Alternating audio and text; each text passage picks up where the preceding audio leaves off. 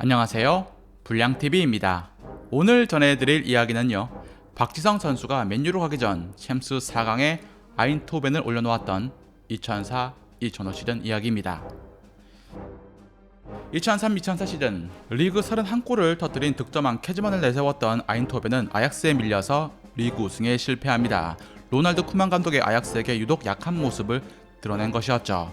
리그에서 압도적인 활약의 선봉장이었던 로벤과 캐즈만은 모두 2004년 여름 잉글랜드 첼시로 떠나버립니다. 팀 득점의 절반가량을 책임져 주었던 듀오의 이탈은 뼈아팠지만 그래도 골키퍼의 에우렐리우 고메즈, 공격수 파르판, 바르셀로나에서 계약이 만료된 33살의 코크를 영입해 내실을 다집니다. 특히 왼쪽 윙어 로벤의 빈자리를 채운 게 당시 22살의 미국 선수 다마커스 비즐리였습니다. 우리가 모두 알고 있는 박지성, 이영표는 이제 팀의 주축으로 성장한 상태였습니다.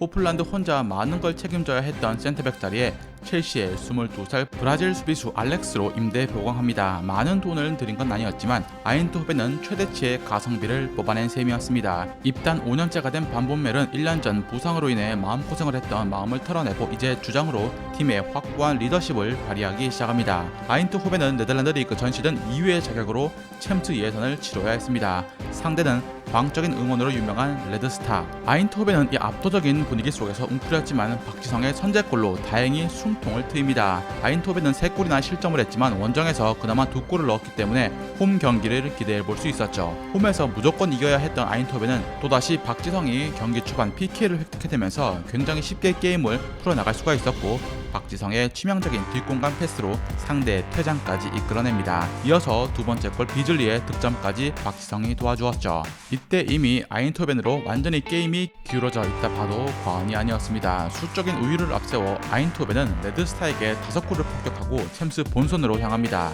지난 시즌 리그 초반의 부진을 의식해서인지 아인토벤은 리그 초반부터 하셀링크의 고공 폭격을 기반으로 승리를 챙겨나갑니다. 하셀링크는 이에 리그에서 19골을 넣었는데 절반이 머리로 넣은 것이었습니다. 이영표의 크로스가 가장 매섭게 발휘가 된 해이기도 했습니다. 이 시즌 이영표는 반몸멜에 이어서 팀 내 도움 2위에 올랐을 정도였습니다. 비즐리가 로벤만큼은 아니었어도 빠른 발로 역습을 주도했습니다. 천적이라 불리우던 알크마르전에서 역시 좌우 측면에서 날아오는 날카로운 크로스로 경기를 제압해 나갔고 박지성에게 과거 야유를 퍼부었던 아인토벤 팬들은 이제 그의 열정적인 팬이 되어 있었습니다. 역습 외에도 아인토벤은 중원에서의 중거리포가 전 시즌보다 한 단계 더 진화했는데 코크의 중거리 슛은 물론 반본멜의 오른발 중거리포도 경기에서 중요한 순간마다 터집니다.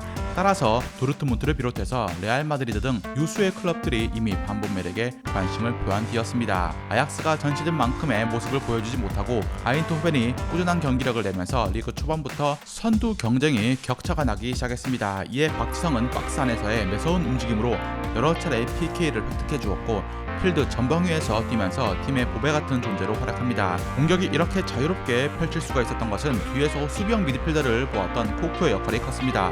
코크는 중원의 졸과 긴 롱패스로 공격의 활로를 열어주었습니다. 리그 초반 아인토벤은 리그에서 단 한 경기도 지지 않은 반면 아약스는 라이벌 아인토벤전에서 패하는 등 어려운 경기들을 이어갑니다. 특히 이 두 팀의 중요한 더비에서 이영표가 선제골을 터뜨리며 기도 세레모니로 기선을 제압했고 이어 대용의 골까지 도우면서 리그 우승의 가장 중요한 발판을 만든 주역이 됩니다. 챔스에서 아인토벤은 아스날, 그리스의 파나시나이코스, 노르웨이의 로젠버그와 한조가 됩니다. 전 시즌 무패의 우승을 달성을 했던 아스날과의 첫 경기는 처음부터 어려울 것이라고 모두 예상했지만 아인토벤은 자책골 하나 때문에 아쉽게 패합니다. 1승 제물로 생각을 했던 파나시나이코스를 홈으로 불러들인 뒤 공격을 퍼부었지만 계속 득점에 실패했고 후반 80분 간신히 한 골로 승리합니다. 하셀링크의 머리가 또 일을 낸 것이었죠. 최약체 로젠버그를 상대로 2연승을 따낸 뒤 상승세를 이어갔던 아인토벤. 그러나 예상치 못한 일이 발생합니다. 13라운드 비테스와의 경기에서 그만 죽보 하셀링크가 어깨 부상으로 실려 나간 것입니다. 파르판을 원톱으로 세우는 등 히딩크 감독은 비책을 내세웠지만 페노르트전 3실점 무승부에 이어서 로다디 시전 주전 수비수 알렉스가 퇴장을 당하면서 리그 첫 패까지 당하고 맙니다. 아스날을 홈으로 불러들인 아인토벤은 매우 중요했습니다. 어찌 보면 16강행이 결정될 수 있는 가장 큰 경기였기 때문입니다. 이 경기에서 반본멜의 코너킥을 우상에서 복귀한 하셀링크 링크가 골로 연결하면서 팀의 귀중한 무승부를 이끌어낼 수 있게 됩니다. 팀에 완전히 적응하는 고메즈 골키퍼의 신들린 선방이 없었더라면 앙리의 미친 활약을 제어할 수 없었을 것입니다. 경기 후반 65분 이영표가 아스날 수비수 로렌의 퇴장을 유도하면서 아인토벤은 앙리 지옥을 벗어날 수 있게 됩니다. 이어서 박지성이 비에라의 퇴장까지 유도해 아스날은 사실상 득점을 할 수 있는 기회를 모두 잃어버렸고 두 팀은 무승부로 경기를 마칩니다.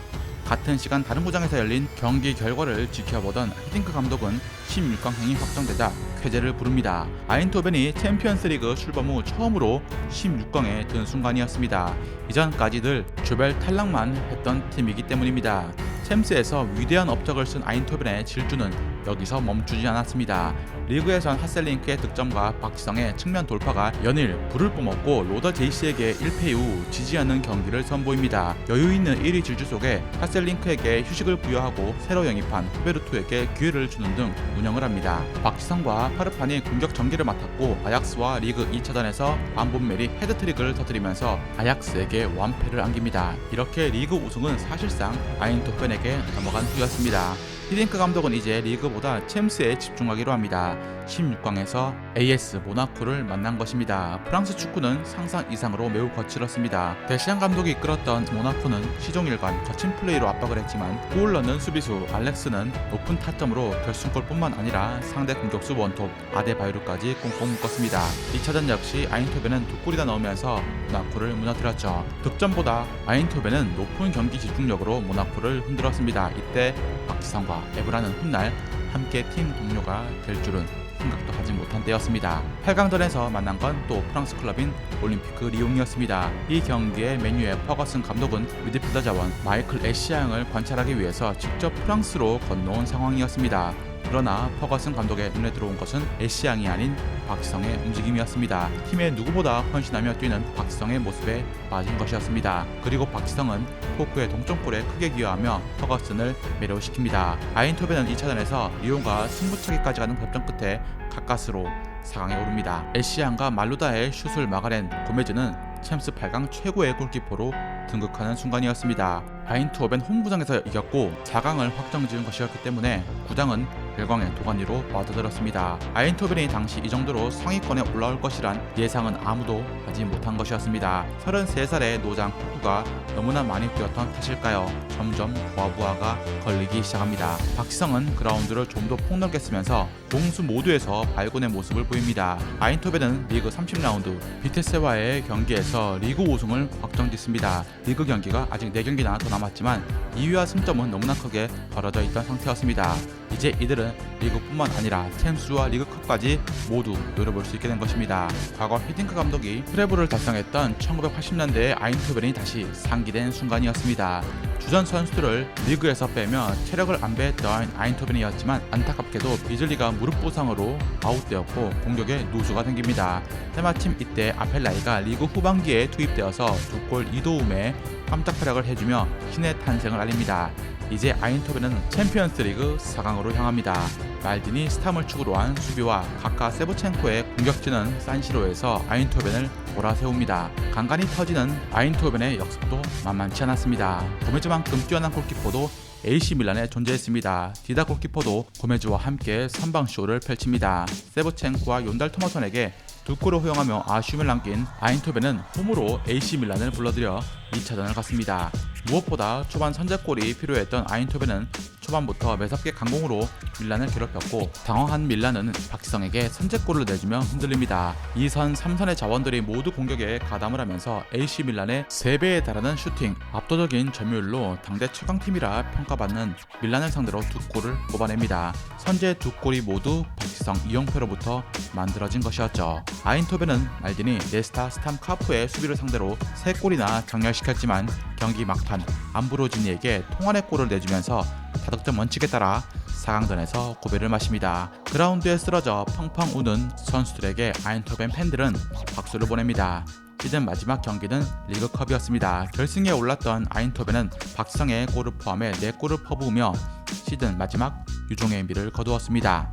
입단 초기 아인토벤 팬들에게 비난을 받아 경기에 나서는 게 두려웠던 박지성은 기다림과 인내를 통해서 성장했고 마지막 선물을 아인토벤에게 남긴 채 네덜란드를 떠났습니다. 즐겁게 보셨다면 구독과 좋아요 클릭을 부탁드립니다. 다음 이야기에선 171cm의 작은 키임에도 엄청난 창의성을 지녔고 한때 발롱도르 수상까지 할 뻔한 선수 한 분에 대해서 소개해드리고자 합니다.